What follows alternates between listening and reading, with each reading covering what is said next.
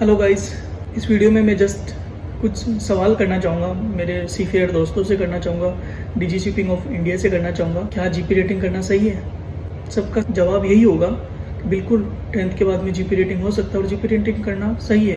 On an average India में एक साल में 15 से 20 हज़ार बच्चे कम से कम जीपी रेटिंग कोर्स करके इंडिया में निकलते हैं। और जो भी कंपनीज है वो जिनके पास हम जाएंगे अपना सीवी लेके आफ्टर जीपी रेटिंग, तो वो सब यही कहेंगे कि हम फ्रेशर्स को नहीं लेते हैं, we need minimum 6 month, we need minimum 9 months, we need minimum 18 months.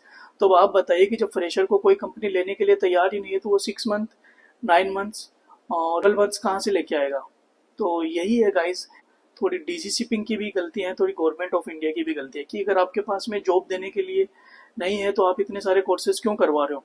जिस तरह से SCI, सेवन आइलैंड और ग्रेट ईस्टर्न जिस तरह से अपना अपना इंस्टीट्यूट चला रहे हैं, उसी तरह क्या ये दूसरी कंपनीज को फोर्स नहीं कर सकते?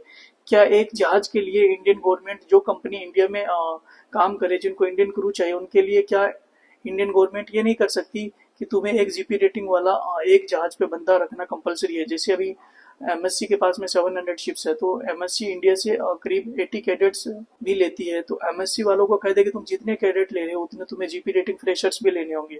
इसी तरह मस्क लाइन वालों को कह दिया जाए कि आपको जितने अगर हमारे क्रू चाहिए तो आपको फ्रेशर्स भी लेने होंगे, हम आपको एक्सपीरियंस वाले ही क्रू क्यों दें?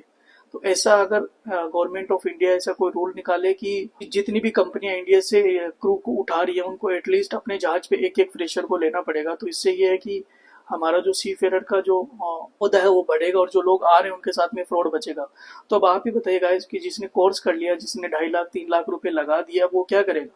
क्योंकि इंडिया में जैसे हम कोर्स करने जाएंगे तो एक हाइप बन जाता है कि हम मर्चेंट नेवी में जा रहे हैं। मोस्ट लोग यही सोचते हैं कि merchant navy is same as like Indian navy. तो गाइस ये भी नहीं है कि इंडियन नेवी की तरह ये सिक्योर जॉब नहीं है। ये कहीं ना कहीं एक बहुत बड़ी चूक हो रही है हमारे से कि हमारे में बहुत सारे लोग कोर्स तो कर लेते हैं लेकिन कोर्स करने के बाद में उनको जॉब नहीं मिल पाता। इसका रीजन यही है कि जो अपना स्ट्रक्चर बना रखा है जीपी रेटिंग के लिए वो अच्छे से नहीं है। डीएनएस के लिए तो इंडियन गवर्नमेंट ने एक अच्छा सिस्टम कर दिया कि जिसके पास में स्पॉन्सरशिप होगा वही बंदा डीएनएस का कोर्स कर सकता है, लेकिन जीपी रेटिंग के लिए ऐसा कोई स्टैंडर्ड नहीं है।